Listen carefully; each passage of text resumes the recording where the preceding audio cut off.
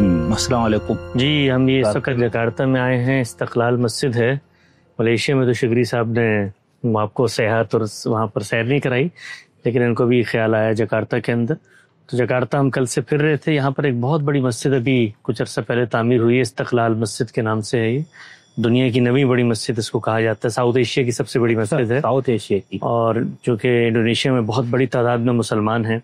Indonesia تقریباً کوئی 28-29 کروڑ کی آبادی ہے، جس میں 86 سے 90% کہتے ہیں مسلمان ہیں. تو یہاں پر مسلمانوں کی بڑی ریپرزنٹیشن، ہر جگہ بڑی بڑی مساجد ہیں. ہاں، یہ بھی ہم استقلال مسجد کو دیکھنے کے لیے آئے تھے. ماشاءاللہ بہت ہی شاندار، پرشکو اور بڑا منفرد اس کا انفراسٹرکچر ہے، اسٹیل کا اور ہے بھی بہت بڑی ہے. یہاں نمازیوں کی کیا تعداد آپ کچھ بتا رہے تھے؟ ابھی دیکھنا پڑے گا گوگل پہ، لیکن کافی زیادہ تھی. دنیا میں کہہ رہے تھے کہ 9ویں بڑی مسجد ہے یہاں کی. اور اس کے بالکل سامنے گرجا ہے ایک، آپ نے دیکھا ہوگا. اچھا، ابھی وہاں چلیں گے. ہاں، جو کہ ملیشیا کے انڈونیشیا میں آپ کو پتا نا سیکولر آئین رائج ہے. اچھا، یہاں پر اسٹیٹ کا تو اس طرح کوئی ریلیجن نہیں ہے، تو اس طرح ہر ایک کی ریپرزنٹیشن ہر جگہ آپ کو نظر آتی ہے. صحیح. آپ دیکھا ہوگا رات میں تمن جگہ گئے تھے، وہاں بھی انشاءاللہ جائیں گے آج دوبارہ بھی. وہاں پر بھی اتنی تہذیبیں ہیں یہاں پہ، مسیحی ہیں، بدھسٹ ہیں، ان سب کے وہاں پر ٹیمپلز وغیرہ بنے ہوئے ہیں. کافی منفرد انفراسٹرکچر ہے اس کا، جیسے کوئی بھی ماڈرن کنٹمپرری انفراسٹرکچر ہوتا ہے. اور انڈونیشیا ویسے یہاں شافی المسلک ہے لوگ، سارے لوگ شافی المسلک ہیں. ملیشیا میں بھی، انڈونیشیا میں، فار ایسٹ میں آپ کے علم میں ہوگا کہ آج سے 400 سال تقریباً پہلے یہاں پر عرب تاجر آئے تھے. صحیح. اور یہ اس پورے ریجن کے مختلف سلاطین تھے یہاں پر، لیکن جو بڑا سلطان تھا تو عرب جو تاجر تھے انہوں نے، اور یہ اسٹیبلش ہسٹوریکل فیکٹس ہیں جو یہ لوگ خود ان کے ایمان لانے کی داستان ہے، کوئی فکشنل چیزیں نہیں. اچھا. تو وہاں پر عرب تاجر آئے، انہوں نے کوئی ٹرانزیکشن کی اور اس میں جو سامان انہوں نے بیچا وہ سامان صحیح نہیں نکلا. تو جو لوکل تاجر تھے وہ اپنے بادشاہ کے پاس گئے اور ان کو جا کے شکایت کی. تو بادشاہ نے کہا عمومی طور پہ تو یہ نہیں ہوتا، لیکن معلومات کرو. جب وہ عرب تاجروں سے بات کی گئی تو انہوں نے سارا سامان بھی واپس لیا اور اس کی ادائیگی بھی کی. اس سے پھر بادشاہ کی دربار تک رسائی ہوئی، وہاں انہوں نے پھر دعوت پیش کی اور پھر بادشاہ مسلمان ہو گیا. اچھا. اور اس کے نتیجے میں پھر بتدریج پوری جو ملت تھی، یہ سب ایک ہی ریجن ہے، ملیشیا، انڈونیشیا، سماٹرا کا یہ جو علاقہ ہے، برونائی بھی اسی کا حصہ ہے. سنگاپور تو خیر ملیشیا کی ایک چھوٹی سی بستی تھی. وہ سب کے سب پھر بتدریج مسلمان ہو گئے. اور پھر انگریزوں کا جس طرح تسلط بر صغیر پہ ہوا تھا یہاں پر بھی ہوا. یہاں پر بھی انگریز رہے، اگرچہ وہ ملیشیا میں داخل نہیں ہوئے، وہ ایک جزیرے میں رہتے تھے پینانگ کے. تاہم پھر اس پورے ریجن میں انہوں نے سلاطین اور ملوکیت اور بادشاہت کو قائم رکھا اور خود انگریز ایک جگہ بیٹھ کے اقتدار سنبھالتے رہے. پھر جب وہ یہاں سے نکلے تھے ملیشیا میں تو انہوں نے دستور کا حصہ بنایا اس چیز کو کہ بادشاہت رہے گی یہاں پر. البتہ جمہوریت رہی، اس کے بعد پھر ڈکٹیٹرشپ آئی بڑے لمبے عرصہ. فوج بھی بہت بڑی ہے یہاں کی. اچھا. دنیا کی مسلمان ملکوں کی چوتھی بڑی فوج کہتے ہیں. ہاں، پاکستان ہے، پھر ترکی ہے، ایجپٹ اور انڈونیشیا آتا ہے، سعودی عرب میں. یہی بڑے ممالک ہیں. اور یہاں پہ سیاست میں بھی فوج کا کافی اثر و رسوخ ہے. تو اوور آل بہت امپریسو ہے انڈونیشیا بھی. ملیشیا میں تو خیر ہم 10 سال رہے، وہاں کی ترقی کو ہم جانتے ہیں. آپ نے بھی دیکھی ہوگی وہاں پر، یعنی انسان حیران اور ششدر رہ جاتا ہے. یہاں تک کہ ہم لوگ جو امریکہ میں رہتے ہیں اور دنیا بھر مجھے دیکھنے کا موقع ملا، یورپ بھی، باقی جگہوں پر بھی، بٹ ملیشیا کی جو ترقی ہے وہ انبلیویبل ہے. ان کا انفراسٹرکچر دنیا کے ماڈرن جدید ترین انفراسٹرکچر میں بھی سب سے آگے اور نمایاں ہے. یہاں تک کہ آپ یورپ وغیرہ میں بھی جائیں، وہاں پر ظاہری بات تاریخ ہے، قدامت ہے، لیکن جو جدیدیت کا اصل ظہور ہوا ہے بالخصوص مادی ترقی میں، اس میں Malaysia one of the pioneer ہے. یعنی وہاں کی سڑکیں، وہاں کی عمارتیں، وہاں کا نظام، وہاں کے لوگ، ہر چیز ہی غیر معمولی. تو انڈونیشیا کا کبھی تعارف نہیں تھا. ہم لوگ ملیشیا میں تو رہے، کبھی انڈونیشیا آنے نہیں ہوا. اس دفعہ پہلی دفعہ استاد جناب جاوید احمد غامدی صاحب کے ساتھ اور آپ لوگوں کے ساتھ یہاں پہ ایک سفر ہوا ہے.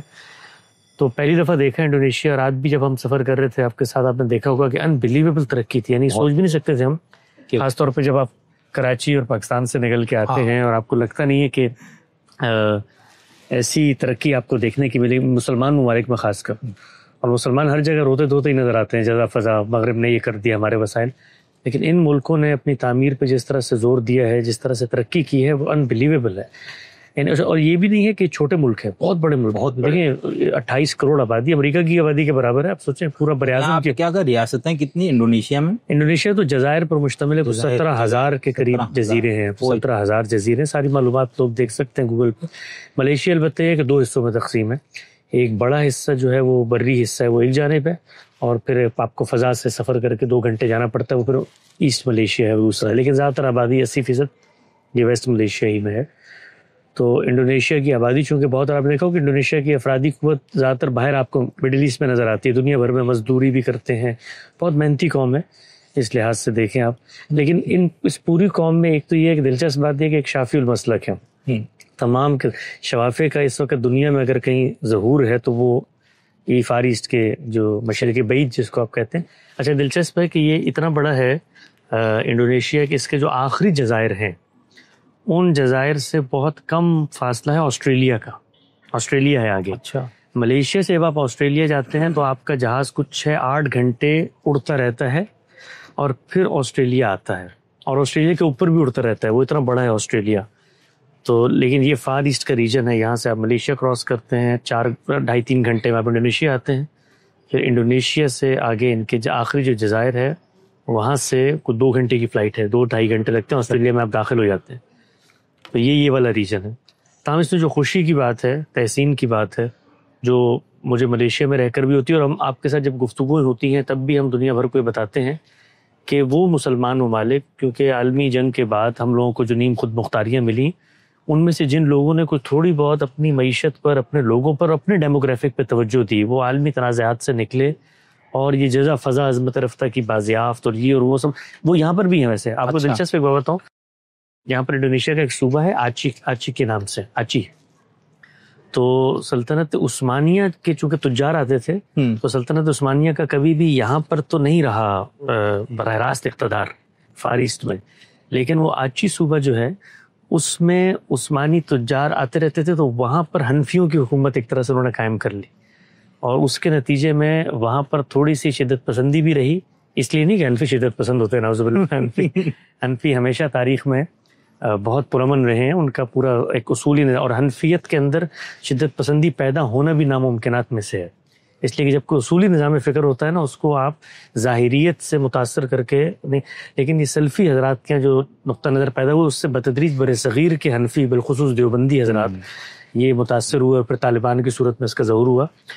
تو تاہم یہاں پر اس وقت بھی ملک کے بعض حصوں میں باقاعدہ شریعت اور حدود لاز نافذ ہے۔ ایک صوبے کا آپ نے نام لیا، آچی کا میں نے آپ کو بتایا، یہ انڈونیشیا میں، ملائیشیا میں، یہ انڈونیشیا میں، اچھا یہ انڈونیشیا میں۔ ملیشیا کے اندر یہ ہے کہ وہاں پر جو مولانا مودودی کی دین کی سیاسی تعبیر تھی وہ آپ کو پتا نا پورے عالم اسلام میں پھیلی ہے، مصر میں اس کا ظہور ہوا ہے، الجزائر میں اس کا ظہور ہوا ہے، اسی طرح سے انڈونیشیا ملیشیا میں بھی اس کا ظہور ہوا ہے، وہ جو دین کی سیاسی تعبیر ہے، اور اس کے نتیجے میں پھر یہاں تنظیمیں بنی۔ وہ پھر تنظیمیں جب بنتی ہیں نا تو ان میں سے ہر ایک کا اپنے اہداف ہوتے ہیں، وہ کوئی ادھر ادھر چلے جاتے ہیں، لیکن یہاں پر آچی میں پھر یہ ہوا تھا کہ حکومت نے بہت لمبا عرصہ یہاں پر لڑائی ہوتی رہی ان سے، یعنی مسلح تنظیمیں لڑتی رہی، پھر ایک کمپرومائز ہوا کہ آپ دستور کو اس سطح پر مان لیں کہ یہاں پر کوئی ریاست کا باقاعدہ مذہب نہیں ہوگا، تاہم آپ اپنی اس جگہ کے اندر حدود نافذ کر سکتے ہیں اپنے، تو وہاں پر باقاعدہ حدود نافذ۔ ملائیشیا میں، انڈونیشیا میں ملیشیا میں یہ صورت انہوں نے کی کہ وہاں پر علماء انتخابی سیاست کا حصہ بنے اور اس کے ذریعے سے اقتدار میں آئے۔ تو ملیشیا میں آج بھی کوئی 3-4 اسٹیٹس کے اندر 13 اسٹیٹس ہیں ملیشیا کی، اور ملیشیا میں 13 بادشاہ ہوتے ہیں، ہر اسٹیٹ کا ایک راجہ تھا، وہ بادشاہ بنے۔ انہوں نے ایک اچھا نظام بنایا کہ انہوں نے 13 اسٹیٹس کے بادشاہوں نے مل کے مرکزی طور پہ 5 سال کے لیے ایک بادشاہ کا انتخاب کرتے ہیں، وہ سلطنت میں بیٹھتا ہے کوالالمپور میں۔ تو وہاں پر جو 4 اسٹیٹس ہیں وہاں پر اس وقت وہاں کی ایک سیاسی مذہبی تنظیم ہے، اس کا وہاں پر اقتدار ہے، اس کے جو سربراہ تھے نیک عزیز تھا ان کا نام، میری ایک دفعہ ان سے ملاقات ہوئی، وہ ہماری جامعہ تشریف لائے تھے، تو نیک عزیز دیوبند کے پڑھے ہوئے تھے، اردو بولتے تھے، بڑی فصیح اردو بولتے تھے۔ ہاں، ان کے بیٹے اس وقت جو چیف منسٹر ہیں ایک جگہ کے، تو اس وقت ان کو کوئی 3-4، اور وہ ان کی سیاسی حیثیت یہ ہو گئی ہے کہ وہ حکومت سازی میں ان کے ساتھ مل کے معاملہ کرنا پڑتا ہے، ورنہ حکومتیں نہیں بنتی۔ تاہم انہوں نے یہ کیا تھا کہ ان کی اسٹیٹس میں، ملیشیا میں چونکہ دستوری سطح پہ کچھ چیزیں ایسی موجود ہیں کہ جن سے مذہبی لوگ بہت مطمئن ہو جاتے ہیں، وہ ارتداد کی سزا ہے، اسی طریقے سے وہاں پر اوپن پروسٹیٹیوشن اور اس طرح کی چیزیں نہیں ہو سکتی، اور اس طرح کی چیزیں ہیں، تو اس سے کافی جو ہے وہ اطمینان رہتا ہے۔ تو یہاں پر غامدی صاحب بھی آپ کے عقب میں نظر آ رہے ہیں، کچھ غام صاحب سے بھی 1-2 باتیں، ہم سب یہ ہمارے شکری صاحب کچھ چیزیں ریکارڈ کر رہے ہیں، تو یہ تکلف سے ہم تھوڑی سی بات کر لیں گے۔ یہاں پہ انڈونیشیا میں اس وقت ہم موجود ہیں، ان سے کچھ سوالات بھی کر رہے ہیں۔ السلام تب آ کے یہ ویسے کوئی علیکم ہم سب کو پتہ بھی نہیں ہے، ہم نے بیچ میں ان کو ڈال دیا. سر، آپ کا ساتھ مجھے ایک سفر کا موقع ملا اور حسن الیاس صاحب کی نوازش سے بہت استفادہ میں آپ سے کر رہا ہوں. تو آپ میرے خیال سے 8-10 سال ملائیشیا میں رہے اور تفسیر کا جو آپ کا کام ہے کافی ماشاءاللہ وہاں جو صورتوں کے اختتام پہ وہ نظر آتا ہے کہ آپ نے کہاں یہ بیٹھ کے. تو آپ جب یہاں تشریف لائے تھے تو ادھر جو ہم نے تعمیر اور ترقی دیکھی ملائیشیا میں خاص طور پر، ابھی انڈونیشیا میں بھی ہم یہ دیکھ رہے کہ کافی ترقی یافتہ، تو وہاں کا نظام کا کیا وہ ہے، یہ کس طرح انہوں نے مسلمان باقی ملکوں سے، آپ لوگ کہہ رہے کہ بہت زیادہ ترقی یافتہ، تو کیا ان کے ہاں سسٹم تھا جس کی وجہ سے ان کو یہ سب موقع بھی ملا اور ترقی بھی ہوئی؟ میرے نزدیک مسلمان ملکوں کو جب آزادی ملی، ان کا نظم حکومت کیا ہوگا اس میں اگر کوئی افتراق کی صورت نہیں بنی تو بالعموم ترقی کی راہیں بھی کھل گئی. اچھا. اسی کو میں اس طرح بیان کرتا ہوں کہ جہاں سیاسی استحکام ہوگا اس کے لازمی نتیجے کے طور پر معاشی استحکام پیدا ہوگا، اور سیاسی استحکام اور معاشی استحکام یہ اگر ایک خاص درجے تک پہنچ جائے تو پھر تعمیرات میں بھی حسن آ جاتا ہے، پھر سوچنے کے انداز بھی بدلتے ہیں، پھر اس کے بعد قومی دولت کو بھی استعمال کرنے کے اچھے طریقے اختیار کیے جاتے ہیں. جہاں جہاں یہ ہوا ہے بالکل یہی صورتحال ہے. اس وقت بھی نگاہ ڈال کے دیکھ لیں، صرف وہ جگہ ہیں جہاں پہ ترقی نہیں ہو سکی، جہاں لوگ ابھی تک اسی پرانی دنیا میں رہ رہے ہیں. انہوں نے نئے تمدن میں ایسے محسوس ہوتا ہے کہ قدم ہی نہیں رکھا. وہاں سیاسی استحکام آپ کو دور دور تک نظر نہیں آئے گا. انقلابات آ رہے ہوں گے، باہمی جنگیں ہو رہی ہوں گی، ملک خانہ جنگی میں مبتلا ہوں گے، نظام کے بارے میں کوئی فیصلہ نہیں ہوا، کہیں جمہوریت اور آمریت کی کشمکش برپا ہوگی، کسی جگہ مذہبی اور غیر مذہبی کشمکش برپا ہوگی. خود ہمارے ملک پاکستان میں بھی بنیادی وجہ یہی ہے. سیاسی استحکام جہاں بھی پیدا کر دیا جائے بالعموم اس میں ترقی کی راہیں کھل جاتی. صحیح. جناب صاحب، ماشاء اللہ سے آپ سے دین، تاریخ، ان چیزوں پہ تو ہم بہت گفتگو سنتے ہیں اور جس موضوع پہ بھی آپ کی بات، لیکن جب ہم ملائیشیا میں تھے خاص طور پر تو ہم جہاں جاتے تھے اور وہاں کی کلچر، ثقافت، وہاں کی تعمیر، ترقی، وہاں علاقے کے حوالے سے جو بھی آپ بات کرتے ہیں، مجھے ایسا لگتا ہے کہ غامدی صاحب نے اس میں بھی کوئی اختصاص کیا ہوا ہے. نہیں، میں چونکہ 10 سال وہاں رہا، جی. تو جب آپ کسی جگہ رہتے ہیں تو وہاں کے حالات سے واقفیت حاصل کرتے ہیں. چنانچہ میں جب وہاں منتقل ہوا تو میں نے پہلا کام یہی کیا کہ وہاں کی تاریخ کا مطالعہ کروں. یہ لوگ پہلے کیا تھے، یہ مسلمان کب ہوئے، کس طرح ہوئے، اس کے بعد ان کے ہاں سیاسی لحاظ سے کیا اقدار اختیار کی گئیں، ان کا وہ دور جس میں یہ استعمار کے زیر نگیں آ گئے وہ کس طریقے سے گزرا، اب ان کا نظام کیا ہے. پھر انہوں نے اگر یہ سفر طے کیا ہے تو اس میں کون لوگ ہیں جنہوں نے ان کی قیادت کی ہے، ان قائدین کا اپنا زاویہ نظر جس کو آپ ویژن کہتے ہیں وہ کیا تھا. تو یہ میں نے وہاں تفصیل کے ساتھ مطالعہ کیا. اس طرح کے مطالعے کا موقع انڈونیشیا کے بارے میں نہیں مل سکا. اس کی وجہ یہ کہ میں یہاں رہا نہیں، لیکن جو عمومی معلومات ہیں وہ جس طرح دوسرے اسلامی ملکوں کے بارے میں یا مسلمان ملکوں کے بارے میں ہے وہ یہاں کے بارے میں بھی ہے. اس کو ایک دوسرے زاویے سے بھی آپ دیکھ سکتے ہیں. ہم لوگ مثال کے طور پر سعودی عرب سے، امارات سے، اسی طرح جزیرہ نما کے دوسرے ملکوں سے، ایران سے، ترکی سے زیادہ قریب محسوس کرتے ہیں اور متعلق ہوتے ہیں.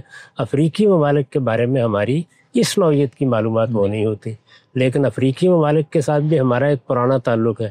وہ مغرب قدیم کے ساتھ مسلمانوں کا تعلق ہے، اس میں ساری چیزیں پڑھنے کی ضرورت بھی ہوتی ہے.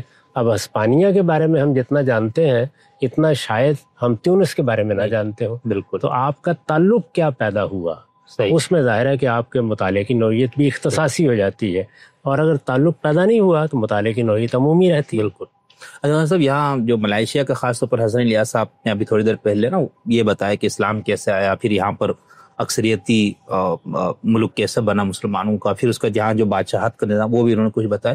میں آپ سے یہاں پر یہ سوال کروں گا نا کہ یہ دونوں ملک یعنی انڈونیشیا اور ملائیشیا یہ شافعی المسلک، اور ہمارے ہاں عام طور پر تاثر یہ ہے، یہ فقہی مباحث میں ہم پڑھتے تو بہت سے معاملات میں شافعیوں کا باقی جو مسالک کے حوالے سے بھی ان کا رویہ ہمیں ذرا سخت نظر آتا ہے، متشدد یعنی خط جہاد کے نظریے میں میرے خیال سے امام شافعی سے 2 قول ملتے، اور اس میں یہ کہ جو کفر کے خاتمے تک کبھی ایک ان سے رائے منقول ہے نا کہ جہاد کا مقصد ہی ہے.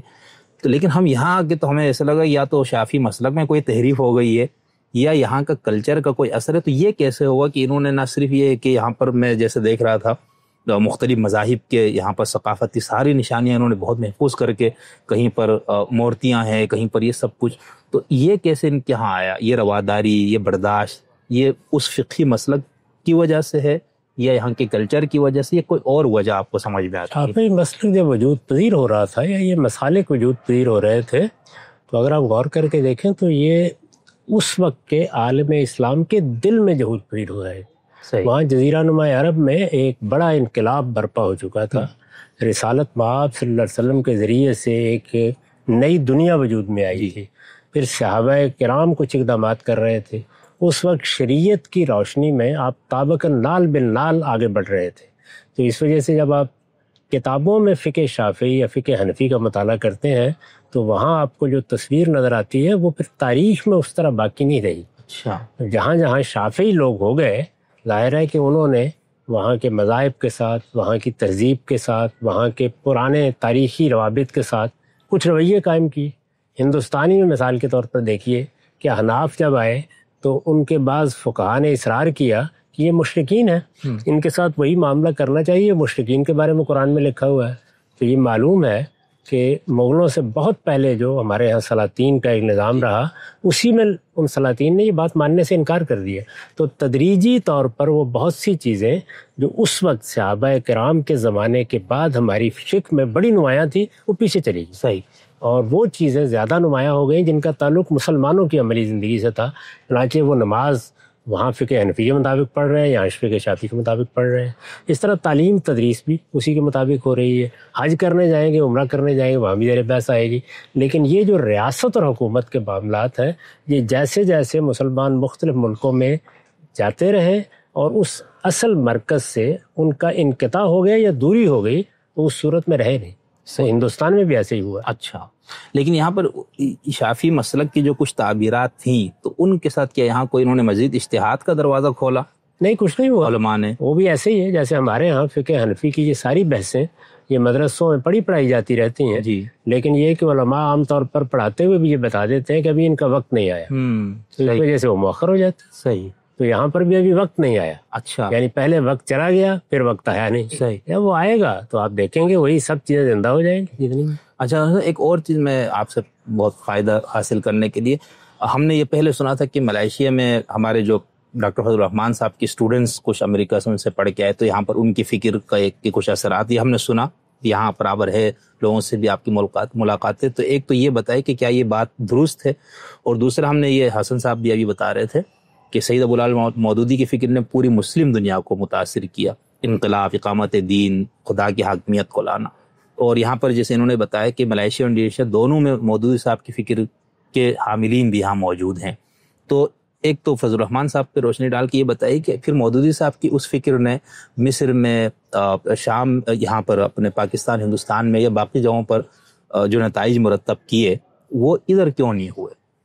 نہیں، ادھر بھی بالکل ایسے ہی ہوا، یعنی جس طریقے سے وہاں ہم نے یہ دیکھا ہے کچھ جماعتیں وجود میں آ گئیں، وہ اس نقطہ نظر کی حامل تھی، انہوں نے لوگوں کو اس بنیاد پر منظم کیا، وہ انڈونیشیا میں ہوا ہے، وہ اسی طریقے سے ملیشیا میں بھی ہوا ہے۔ وہاں ایک بہت بڑی اسلامی جماعت آپ کہہ سکتے ہیں، پاس کے نام سے موجود ہے، وہ لوگ انتخابات لڑتے ہیں، ان کا نقطہ نظر بھی اگر آپ دیکھیں تو کم و بیش وہی ہے جو اسلامی تحریکوں کا دنیا بھر میں ہے۔ تو جب بھی کوئی نیا نقطہ نظر پیدا ہوتا ہے وہ اپنے حامی پیدا کرتا ہے۔ صحیح۔ اس نے کتنے اثرات پیدا کیے، وہ کہیں کم ہوں گے کہیں زیادہ ہوں گے، ان دو ملکوں میں بڑے گہرے اثرات رہے۔ صحیح۔ ڈاکٹر ناصر تھے یا معشومی تھی، یہ تحریکیں یہیں پیدا ہوئی ہیں۔ اسی طرح سے میں نے پاس کا آپ کو تعارف کرایا، عالم عرب میں بھی یہی صورتحال ہے، وہاں اخوان کے ذریعے سے زیادہ اثرات پہنچے ہیں۔ صحیح۔ اسی طرح جو نئے فکر پیدا ہوئے ہیں، مثلا اقبال ہے، مثلا ڈاکٹر فضل الرحمان ہے، تو ان لوگوں کے ساتھ محبت رکھنے والے لوگ بھی جہاں جہاں گئے ہیں کچھ نہ کچھ اثرات پیدا ہوئے۔ صحیح۔ وہ افکار اپنی ذات میں سیاسی نہیں ہے، صحیح، یعنی یوں نہیں ہے کہ وہ سیاسی جدوجہد کی بنیاد بنتے ہیں، جی، وہ علمی دائرے میں ہے۔ تو علمی دائرے میں آپ ملیشیا میں جائیں، انڈونیشیا میں جائیں، آپ کو اس کے حاملین ملیں گے، آپ کو پروفیسروں میں ملیں گے، آپ کو سیاستدانوں میں ملیں گے۔ آپ اگر جو لوگ اس وقت زمام کار سنبھالے ہوئے ہیں ان ملکوں میں، ان سے بھی بات کریں تو وہ بہت سے معاملات میں ان افکار کے قائل ہوں گے۔ صحیح۔ مثال کے طور پر انور ابراہیم ہے یا کوئی دوسرے لوگ ہیں، تو وہ آپ کو ہر جگہ مل جائیں گے، لیکن بحثیت مجموعی کیا مسلمانوں کے اندر ان میں سے کوئی چیز بھی اس درجے میں اندر اتر گئی ہے جیسے مثال کے طور پر حنفیت یا شافعیت یا تصوف؟ ایسا کہیں بھی نہیں. صحیح. اچھا ایک اور چیز نا جیسے سعید صاحب ابوالعلا مودودی کی فکر پہ ہم یہ دیکھتے نا، انہوں نے جہاد کی تعبیر تو یہ کی کہ اس کا مقصد ہے اقامت دین کے لیے، یعنی دین کے نظام کو، اسلام کو غالب کرنے کا ایک ذریعہ ہے. یا علت القتال میں وہ یہ میں غلط سمجھا ہوں، یہ بھی آپ تصحیح فرمائیے گا. تو ہم یہ دیکھتے ہیں جو عالمی جہادی تحریکات کے اندر یہ چیز آ گئی کہ بھئی اسلام میں جہاد کا مقصد دیگر مذاہب کا خاتمہ نہیں ہے لیکن نظاموں کا خاتمہ ہے، اور اسلام کو بطور نظام غالب کرنا ہے. ٹھیک. اچھا پھر سعید صاحب کے ہاں یہ چیز ہمیں ملتی ہے کہ انہوں نے پھر پاکستان کے اندر رہتے ہوئے جنہوں نے دین کی تشریح کی تو انہوں نے انتخابی سیاست کے راستے کو بھی ایک حل کے طور پر پیش کیا کہ بھئی جو کام مسلح جد و جہد سے ہم نے حضور نے کیا یا صحابہ نے کیا، اس کے لیے آج ہم اس کو ایک کیا کہنا چاہیے ایک پرامن طریقے سے کر سکتے ہیں. تو یہاں پر ان کو چونکہ یہ موقع ملا، یہاں کے جو جماعت مودودی صاحب کی فکر سے متاثر تھے اور ان کی انتخابی سیاست میں حصہ لینے کا ہی موقع ملا اور کچھ کامیابیاں بھی ملی، تو اس وجہ سے وہ جہادی والا نظریہ ان کے یہاں نہیں آیا یا کوئی اور وجہ ہوگی؟ نہیں، اس کو مولانا مودودی صاحب نے خود 1956 میں بالکل 2 اور 2 4 کی طرح واضح کر دیا تھا.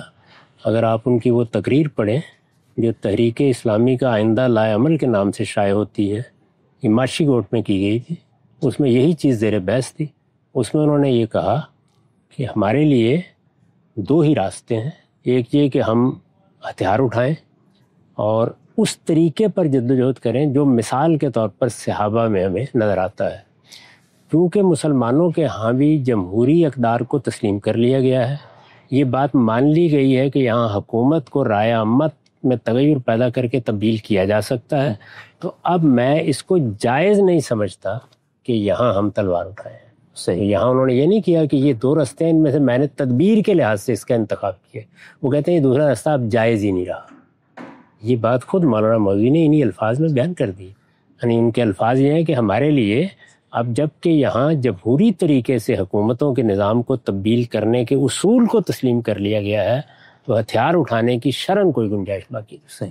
تو صاحب اس میں کیا آپ کو تضاد کہیں گے ہم کہ الجہاد کتاب سے لے کر تفہیم القرآن اور باقی بھی جو ان کی تصریحات اور ان کتابوں میں بھی ہم یہ دیکھتے ہیں کہ وہ جہاد علت القتال یہی بیان کر رہے کہ خدا کے نظام کو بطور نظام قائم کرنا، لیکن کوئی تضاد نہیں ہے جی کوئی تضاد نہیں ہے. مثال کے طور پر اگر کسی جگہ آپ پیغمبروں کے زمانے میں بھی ان کی پوری تعبیر کو مان کر میں جواب دے رہا ہوں، اگر آپ یہ کہتے ہیں کہ دعوت دینے کے نتیجے میں انقلاب آ جائے گا، تبدیلی آ جائے گی، نظام بدل جائے گا، تو کیا کوئی آدمی آپ کو یہ کہتے ہوئے دیکھنا پسند کرے گا کہ نہیں ہم اس کے باوجود تلوار اٹھائیں گے؟ خیر ہے کہ جہاد کرنے کی نوبت اگر آئے گی تو باعث کیا ہے؟ علت القتال میں یہ زیر بحث ہے. جی یعنی قتال کی علت میں یہ زیر بحث ہے. یہ بات کہ یہ علت جہاں پائی جائے گی وہاں لازماً قتال کرنا ہے، یہ مولانا مودودی نے کبھی نہیں کہا. اس وجہ سے قتال تو وہیں کیا جائے گا نا جہاں مثال کے طور پر دعوت کو کوئی پذیرائی حاصل نہیں ہے. یعنی آپ قتال کرتے وقت کیا کرتے ہیں؟ ہم دعوت دیں گے، مخاطب آپ کی بات سننے کے لیے تیار ہے، پھر بھی قتال کریں نہیں، یہی وہ کہہ رہے ہیں. صحیح. ویسا نہیں ہے کہ انہوں نے اپنی کسی بات سے مختلف کوئی بات کہی ہے، بلکہ جو چیز انہوں نے اپنے ہدف کے طور پر سامنے رکھی ہے وہی ہے. یعنی ایک اسلامی نظام کا قیام، اسلامی حکومت کا قیام، یا بدرجہ آخر عالمی سطح پر خلافت کبریٰ کا قیام. جی یہ ہدف ہے. اس ہدف کو کبھی پوری زندگی میں انہوں نے ترک نہیں کیا. اس کے بعد کیا اس کے لیے تلوار اٹھائی جا سکتی ہے؟ وہ کہتے ہیں اسی کے لیے تو اٹھانی، یہی تو اصل میں علت ہے اس کی. صحیح. کیا ہر وقت تلوار اٹھانے ہی کا طریقہ اختیار کیا جائے گا؟ کہتے ہیں کہ اس وقت جب اس کے علاوہ کوئی راستہ نہیں رہے گا. صحیح. اس وقت نئے راستے کھل گئے ہیں تو ہمارے لیے اب اس راستے پر جانے ہی جائز نہیں ہے، وہاں پر تو آپ کو لوگوں کی جان لینی ہے. تو اس آخری اقدام کے لیے اگر ضرورت ہوگی تو کریں گے، ضرورت نہیں ہے تو نہیں کریں. صحیح. جواب صاحب یہ ملائیشیا پہ ہم دوبارہ آتے ہیں، تو ایک تو یہ میں نے آپ سے معلومات لینی تھی کہ اس فکر کا اور ان کا اثر. دوسرا ہمیں یہ بتانا یہاں پہ لوگوں کو بھی میں نے یہ دیکھا کہ بہت شہریت کی ان کو آداب پتہ ہے، صفائی ستھرائی سے متعلق ان کا بہت. تو کیا ان کی نظام تعلیم میں ان کو کوئی ایسی تربیت دی جاتی ہے یا ان کا قومی مزاج ہی اس طرح ہے؟ کیونکہ میں تو چونکہ پاکستان کے علاوہ ایران کو دیکھا ہے اور اب تیسرا ملک دوسرا یہ دیکھ رہا ہوں باہر کا، تو یہاں تو دیکھ کے مجھے تو ایسا لگا جیسے ہم کسی ایسی جگہ سے اٹھ کے جنت میں پہنچے ہیں یہاں کی تعمیر، ترقی، صفائی، یہ سب کچھ دیکھ کے، تو یہ قوموں کے اندر مزاج کس طرح سے پیدا نہیں، قوم نے خاص طور پر؟ بات یہ ہے کہ قوموں کی کچھ تو افتادیں تباہ ہوتی ہے، بعض اقوام اپنی طبیعت کے لحاظ سے نرم خو ہوتی ہیں، ان کے ہاں بڑوں کا ادب احترام ایک روایت بن چکا ہوتا ہے، ان کی تہذیبی روایت میں کوئی انقطاع نہیں آیا۔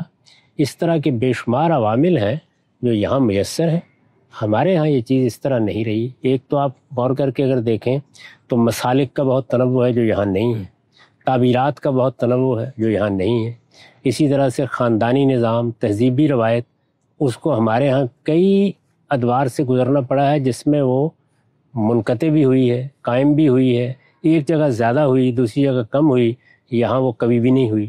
تو بہت سے عوامل ہیں جنہوں نے مل کے ان کا ایک ذہن بنایا ہے۔ پھر یہ ہے کہ جس وقت آپ کے ہاں سیاسی استحکام پیدا ہوتا ہے، اچھی قیادت منظم کرتی ہے، چیزوں کو قاعدے میں لایا جاتا ہے، قانون بڑی حد تک بے لاگ طریقے سے معاملہ کرتا ہے، تو نتائج بھی بہتر ہونا شروع ہو جاتے ہیں۔ وہ خود ہمارے اپنے ملک میں بھی بارہ ہم نے دیکھا ہے کہ یہ صورت پیدا کر دی جائے تو وقتی طور پر ایک بہتری محسوس ہوتی ہے۔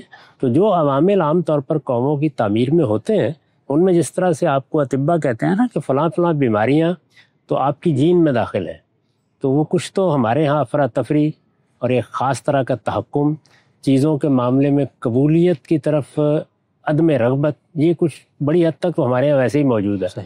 لیکن اس کے ساتھ جو انتشار پیدا ہوا، استعمار کے زمانے میں جو وقت گزارا، جس طرح لا قانونیت کو خود اس سے نجات کا ذریعہ بنایا گیا، جس طرح کے مظاہرے ہوئے، جس طرح کی سیاسی تحریکیں منظم ہوئیں، جس طرح سے خود وہاں کے لوگوں کو افواج میں بھرتی ہو کے خدمات انجام دینی پڑی، پھر وہ واپس آئے، تو بے شمار عوامل ہیں جنہوں نے مل کے ایک طرح کی انارکی کا مزاج پیدا کر دیا ہوا ہے۔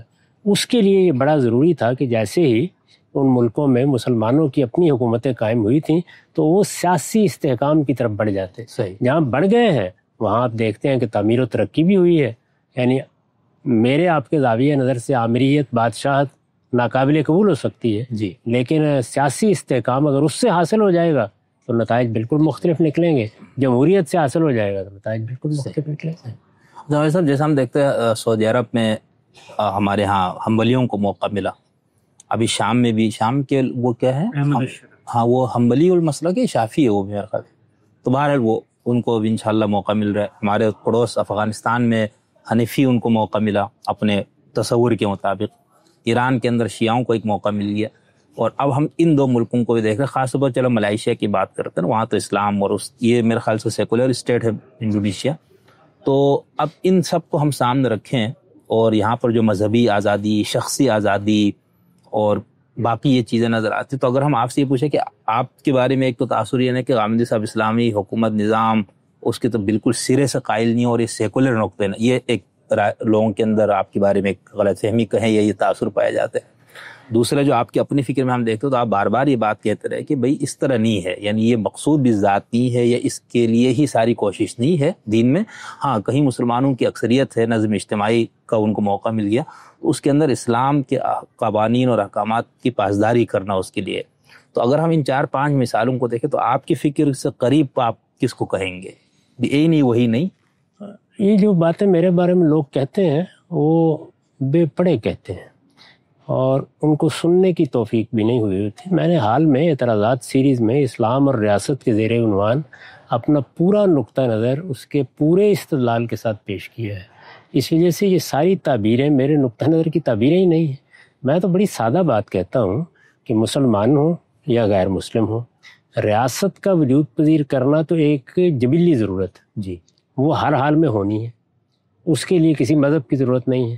وہ جہاں ہوگی وہاں لوگوں کی یہ ذمہ داری ہے، یہ ان کا فرض ہے کہ وہ شریعت کی پابندی کریں۔ تو جس طرح یہ میرا فرض ہے بحیثیت مسلمان کہ میں اپنی انفرادی زندگی میں شریعت کی پابندی کروں، جب لوگ حکمران ہوں گے تو ان کا فرض ہے کہ وہ شریعت کی پابندی کریں۔ میرے نزدیک اس بات کو بیان کرنے کا صحیح طریقہ یہ ہے، جو طریقے لوگوں نے ایجاد کر رکھے ہوئے ہیں وہ افراط و تفریط کا باعث بھی بنتے ہیں اور انتہا پسندی کا باعث بھی بنتے ہیں، اور وہ خلاف فطرت بھی ہیں، اور ان میں اسلام کا موقف بھی صحیح طریقے سے بیان نہیں ہوتا۔ اب یہ جو بات میں نے بیان کی ہے اس کو آپ جو نام دینا چاہیں دے رہے، لیکن میری پوری بات یہ ہے۔ اس لحاظ سے اگر دیکھا جائے تو میرے نزدیک ہمارے ہاں جتنی تبدیلیاں بھی آ رہی ہیں وہ میرے نقطہ نظر کے مطابق نہیں آ رہی۔ وہ جو پہلے سے نقطہ نظر اپنی ایک حیثیت بنا چکے ہیں جس میں لاکھوں کروڑوں لوگ شامل ہیں، انہی کے لحاظ سے آ رہی ہیں. صحیح. یعنی اگر ہمارے ہاں بر صغیر میں مذہبی قیادت علماء دیوبند کے پاس رہی ہے تو یہ در حقیقت اسی فکر کا ظہور ہے جو آپ کو اب افغانستان میں ایک حکومت کی شکل میں نظر آ رہا ہے. اسی طرح شیعہ فکر صدیوں سے اپنی ایک تاریخ رکھتی ہے، اس کا ظہور ایران میں ہوا ہے. یعنی امام خمینی کوئی نئے دینی فکر کے حاملین کی حیثیت سے نہیں اٹھے تھے، یا جن لوگوں نے بھی وہ انقلاب برپا کیا. اسی طرح سے سعودی عرب میں حنبلی فکر پہلے سے موجود تھی. ابن تیمیہ آج سے صدیوں پہلے اس فکر کی ایک خاص صورت متعین کر چکے تھے. محمد بن عبد الوہاب ان کے زاویہ نظر کی تائید میں اٹھے، وہ ایک اصلاحی تحریک لے کے اٹھے، اور اس کے نتیجے میں ظاہر ہے کہ جو تبدیلی آنی تھی اس میں اسی کا ظہور ہونا تھا. تو یہ جتنی تعبیریں بھی موجود ہیں ہمارے ہاں، یا فقہی روایتیں موجود ہیں، یا جتنے دین کو سمجھنے کے منہاج موجود ہیں، جب لوگوں کو اقتدار ملے گا تو وہ جس منہاج کے قائل ہیں، جس تعبیر کو درست سمجھتے ہیں، اسی کے مطابق اس کا ظہور ہوگا. اور میرے خیال میں اسی کا ظہور ہو رہا ہے. باقی رہ گئی یہ بات کہ مجھے ان پر کیا اعتراض ہے، تو میں بنیادی طور پر ہمیشہ دو ہی چیزیں کہتا ہوں. ایک یہ کہ جہاں بھی آپ حکومت بنائیں گے آپ کو امرہم شورا بینہم کے طریقے پہ بنانی چاہیے. امرہم شورا بینہم تک پہنچنے کے لیے آپ راستہ طے کر سکتے ہیں، لیکن آپ کا ہدف اور آپ کی منزل وہی ہونی چاہیے. اور دوسرے یہ کہ حکومت اور ریاست کا کام صرف دو چیزوں تک محدود ہے. ایک یہ کہ وہ لوگوں کی حق تلفی کو روکنے کے لیے قانون سازی کرے، دوسرے جان مال آبرو کے خلاف زیادتی کو روکنے کے لیے قانون سازی کرے. شخصی معاملات میں حکومت کو مداخلت کا کوئی حق نہیں. صحیح. میری تنقید یہ، اس تنقید کی روشنی میں آپ فیصلہ خود کر لیجئے کون زیادہ قریب ہے کون کم قریب ہے. یہ زیادہ قریب کم قریب کو ماپنے کے نتیجے میں عام طور پر غلط فہمیاں پیدا ہوتی ہیں. جی ایسا ہی. آخر ایک سوال کروں، بہت آپ کا شکریہ. میری خواہش یہ تھی کہ جہاں جہاں موقع ملے میں آپ سے بات کروں. تو ابھی امیر المومنین سے اجازت خصوصی نہیں لی، بلکہ ایسے ہی پروگرام شروع ہوا. لیکن چونکہ آپ جی میں بھی امتصال امری میں بیٹھا ہوں، ورنہ ہم تو نماز پڑھنے کے لیے آئے تھے بس. جی تو اس میں جب جیسے میں نے آپ کا جو آن لائن بھی کیا نا، اس میں پہلے والا پروگرام میرا 2.25 گھنٹہ، اور مجھے بھی نہیں پتہ چلا ٹائم کا، اور بعد میں دیکھنے والے بڑے حیران تھے کہ یار غامدی صاحب کا اتنا لمبا وہ ہو گیا. تو آپ کے ساتھ جب بھی ہم بیٹھتے ہیں، ابھی گاڑی میں آتے ہوئے کہیں بیٹھ کے جس کوئی ایسا بات ہوتی ہے، تو ہر وقت میرے خواہش ہوتی ہے یار یہ چیز ریکارڈ ہو جاتی تو زیادہ اچھا تھا. تو لیکن چونکہ یہاں پر اس طرح موقع نہیں مل رہا تھا تو ابھی مل گیا. تو ایک آخری سوال یہ ہے کہ پاکستان میں جیسے ہم دیکھتے ہیں کہ سول ملٹری تعلقات کی پوری تاریخ ہے ہمیشہ، آئین میں حالانکہ سب کچھ طے کر دیے گئے. اب ہم ملائیشیا میں دیکھتے ہیں، جسے آپ نے بھی بتایا، حسن صاحب نے بھی بتایا کہ یہاں پر بادشاہت موجود ہے، آئینی بادشاہت، اور کئی ریاستوں میں جو بادشاہ وہ سب مل کے 5 سال میں ایک مرکزی بادشاہ کا انتخاب ہوتا ہے. تو یہاں پر کیا بادشاہت اور جو جمہوری نظام ہے، جو الیکشن اور اس کی ذریعے سسٹم، ان میں کوئی تصادم کی کوئی وہ نہیں ہے، ان میں کوئی جھگڑے نہیں ہوتے؟ دیکھیے جمہوریت کی جو مثالیں دنیا میں موجود ہیں ان میں جمہوریت کی ماں عام طور پر برطانوی پارلیمنٹ کو کہا جاتا ہے. تو وہاں یہی نظام ہے، یہی کانسٹیٹیوشنل مونارکی یا دستوری بادشاہ، وہی نظام انہوں نے کچھ ترامیم کر کے اپنے حالات کے لحاظ سے اپنے ہاں اختیار کر لیے. تو جمہوریت ایک ہے اصول میں، اور دوسرے یہ کہ وہ زمین پر کیسے آئی ہے. صحیح. تو زمین پر وہ صدارتی نظام کی صورت میں بھی آئی ہے، وہ یورپی ملکوں کے نظام کی صورت میں بھی ہے. یورپی ملکوں میں بھی جمہوریت ہے، لیکن 13 ملکوں میں اس وقت بھی بادشاہ ہے. تو یہ بادشاہت اور جمہوریت کے درمیان جو توازن قائم کیا گیا ہے خاص طور پر یورپ میں، اسی کو یہاں اختیار کر لیا گیا ہے. صحیح. اس میں کوئی نئی چیز نہیں ہے. نہیں تو یہ تو مسلمان ہے نا، مسلمان کے اندر تو ویسے بھی امیریت کا، عامریت کا، یا ایک اختیارات کو کرنے کا ایک میرے خیال سے طرح کیا کہتے ہیں ایک مزاج پایا جاتا ہے. وہ چیز لازماً رہے گی. اس کی وجہ یہ ہے کہ جب ہماری تاریخ کم و بیش 1200 سال کی تاریخ، وہ سلاطین کی تاریخ، جی بادشاہوں کی تاریخ ہے، اس میں جمہوری ادارے نہیں بن سکے. کبھی جمہوریت کو بطور اصول تسلیم کر کے اس کو عملی شکل دینے کی کوئی صورت بھی نہیں بن سکی. تو جب یہ سب نہیں ہے تو ہمیں مونارکی سے یا بادشاہت ہی سے نیچے آنا تھا، اور یہ عمل ہمیشہ تدریجی ہوتا ہے. اس وجہ سے یہاں اس تدریجی عمل کی ابتدا کر دی گئی ہے. اور میرے خیال کے مطابق یہاں کی مونارکی میں اور مثلاً برطانیہ کی مونارکی میں کچھ اختیارات کا فرق بھی ہے. صحیح. اس میں تاریخی عوامل بھی اپنا کام کر رہے ہیں. اب کہاں کہاں اس میں تصادم پیش آئے گا اور کہاں اس میں تبدیلیاں آ جائیں گی وہ وقت بتائے گا. صحیح. لیکن تصادم کو روکنے کے لیے جب ایک دستور آپ نے بنا لیا تو اس میں یہ متعین ہو جاتا ہے کہ بادشاہ کہاں تک اپنے اختیارات استعمال کرے گا اور وزیر اعظم کہاں تک کرے گا اور کابینہ کہاں تک کرے گی. تو میرا خیال ہے اس کا ایک اچھا توازن انہوں نے پیدا کر لیا ہوا ہے. ابھی تک اس میں کوئی بڑا مسئلہ پیش نہیں آیا. اس کے برعکس ہم نے چونکہ آخری چھلانگ لگا دی ہے تو اس وجہ سے بار بار اصل کی طرف لوٹتا ہے. وہ اس میں یہ مسئلہ. اچھا میں آخری سوال کا تھا لیکن یہ جو ایک دو سوال ہے نا اسی آخری سوال کا ہی ضمیمہ ہے تو اس لیے میں آخری سوال پہ ہی ہوں. ایک اور چیز اب جیسے ہم ایران میں دیکھتے ہیں نا وہاں پر بھی جمہوری سسٹم فلانا سب کچھ ہے لیکن وہاں جو ولی فقیہ ہے نا وہ فائنل اتھارٹی وہ ہے. تو یہاں پر اس طرح نہیں ہے, بادشاہ کو وہ حیثیت اس طرح کی حاصل نہیں ہے. یہاں برطانیہ کے نظام کو اصل قرار دے کر اچھا اس کے مطابق نظام بنانے کی صحیح کی گئی ہے. یہ نہیں کہ یہ بین ہی وہی بنا ہے, ظاہر اپنے حالات کے لحاظ سے انہوں نے بھی کیا ہے. اس کے بالکل برخلاف ایران میں ایسا نہیں ہوا. ایران میں جو ان کی اپنی مذہبی روایت ہے اور جو صدیوں پر محیط ہے اس مذہبی روایت کو سامنے رکھ کر جمہوریت کو ایک حد تک موقع دیا گیا ہے. صحیح, یعنی وہاں جمہوریت کو موقع دیا گیا ہے. اصلاً نظام وہی ہے جو امامت کا نظام ہے.